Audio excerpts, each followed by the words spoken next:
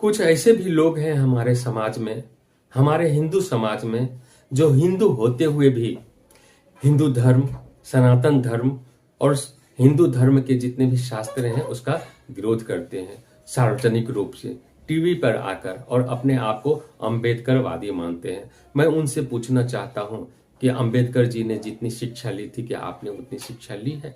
अरे अंबेडकर जी तो अंग्रेजी की किताब पढ़कर, अंग्रेजी पुस्तकें पढ़कर, मैक्स मुलर की लिखी हुई किताबें पढ़कर अर्थ को अनर्थ बना दिए और इसलिए उन्होंने मनुस्मृति का विरोध किया और मनुस्मृति को जलाए। अगर वो संस्कृत में मनुस्मृति या हमारे कोई भी शास्त्र को पढ़ लिए होते तो कभी भी ये गलती नहीं करते। अंबेडकर जी एक गलती किए और उसी को लेकर हमारे समाज में आज हिंदू लोग ही हिंदू धर्म का विरोध कर रहे हैं। उनको लगता है कि नहीं, हमारे हिंदू धर्म में जितने भी शास्त्र हैं या हमारे हिंदू धर्म के देवी देवता भगवान जो हैं वो काल्पनिक हैं, बढ़ा चढ़ाकर ब्राह्मणों के लिए लिखा गया है और शूद्र के विरोध में लिखा गया है। यदि आप विरोध ही करना चाहते हैं तो आइए सबसे पहले आप मनुस्मृति को पूरी तरह से पढ़ें, हमारे शास्त्र जितने भी हैं उसको पढ़ें। ऐसा तो करेंगे नहीं, पढ़ने में तो डर लगता है। और आप अभी भी आजादी के बाद भी अपने नेताओं के अंदर मानसिक रूप से गुलाम हैं। अपने आप को जो दलित का नेता कहते हैं, अपने आप को जो शूद्र का नेता कहते हैं, वो एक प्रोपेगेंडा चला रहे हैं जो सदियों से चला आ रहा है। मैक्स मुलर ने चलाया था, मैकाले ने अपनी शिक्षा पद्धति के द्वारा हमें जो मानसिक रूप से गुलाम बनाना चाहा वही आज समाज में चल रहा है। कुछ हिंदू विरोधी लोग जो हिंदू हैं अभी भी मानसिक रूप से गुलाम हैं। आज के नेता हिंदू धर्म का विरोध करके अपने आप को दलित का नेता कहते हैं, शूद्रों का नेता कहते हैं। वो इसलिए ताकि सारे शूद्र उनकी बातों में आकर हिंदू धर्म का विरोध करें और अपने आप को जागरूक न कर पाए और उनके लिए काम करते रहे। ऐसे नेता मानसिक रूप से अभी भी कुछ लोगों के ऊपर हावी है, उनको गुलाम बनाए हुए हैं और ये लोग नहीं समझते हैं। इस तरह के नेता उनको इसलिए कहते हैं कि शास्त्र मत पढ़ो ताकि वह ज्ञानी ना हो जाए। जिस दिन ज्ञानी हो जाएंगे तो उस नेता की बात नहीं मानेंगे। और ऐसे लोग समाज में भरे पड़े हुए हैं कि शास्त्र का अध्ययन तो करेंगे नहीं, लेकिन अपने नेताओं की बात मानकर, चूंकि वह मानसिक रूप से गुलाम है इसलिए अपने नेताओं की बात मानते हैं, शास्त्र का अध्ययन नहीं करते हैं और नेताओं की गुलामी करते हैं। अरे कभी सुना था हजारों वर्ष पहले ब्राह्मण लोग शूद्रों को धर्मशास्त्र पढ़ने के लिए मना करते थे।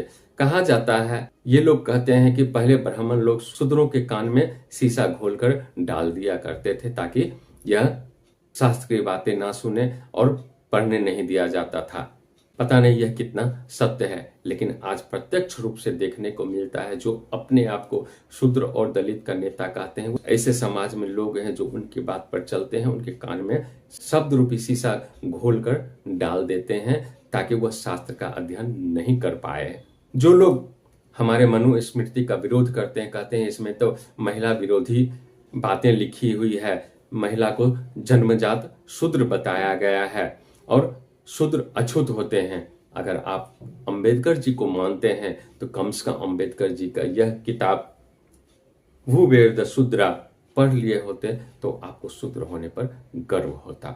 अंबेडकर जी का वह किताब यदि आप पढ़ लेते हैं, the partition of India and Pakistan, तो आपको अपने आप पर गर्व महसूस होता है। परंतु आप कहते हैं कि अंबेडकर को हम मानते हैं, लेकिन अंबेडकर के बताए हुए रास्ते पर आप चलने के तैयार नहीं हैं।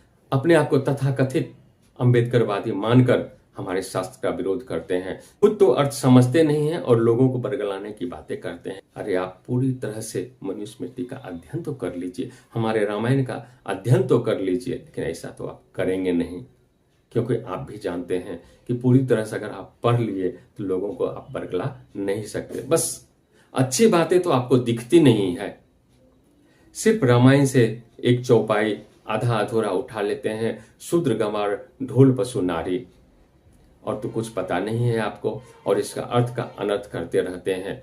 यत्र नार्यस्तु पूजन्ते रमन्ते तत्र देवता, इसका अर्थ आप सही रूप से जानते तो हैं नहीं, गलत अर्थ लोगों के बीच में प्रचारित करते रहते हैं।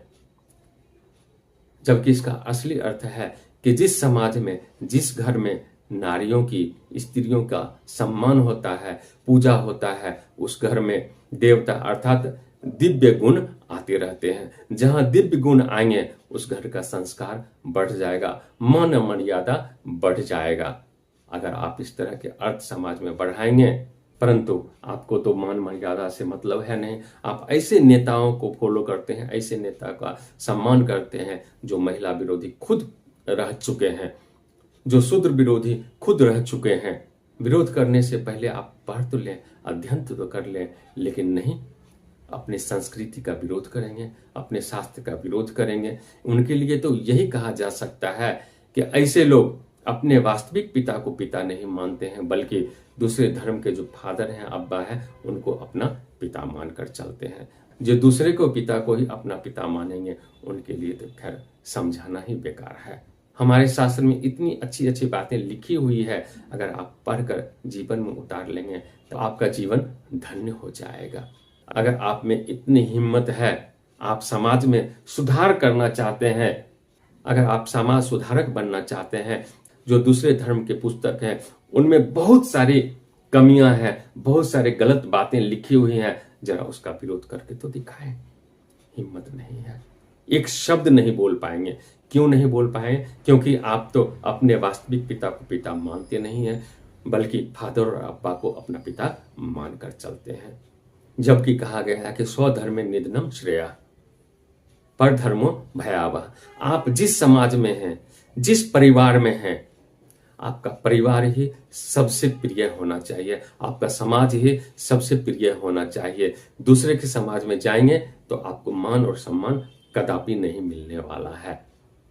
अपना पिता ही अपना पिता होता है। दूसरे के पिता को आप चाहे कितना भी अपना पिता कह ले, वो आपका पिता नहीं हो सकता है। अगर आपको हमारा शास्त्र अच्छा नहीं लगता है तो आप मत पढ़ो, परंतु उसका विरोध ना करो। अगर आप में विरोध करने की क्षमता है तो सभी धर्मों के जो कमियां हैं उसके बारे में बोलो। दिखावे के रूप में आप टीवी पर आकर इस तरह की बातें ना करें तो अच्छा होगा।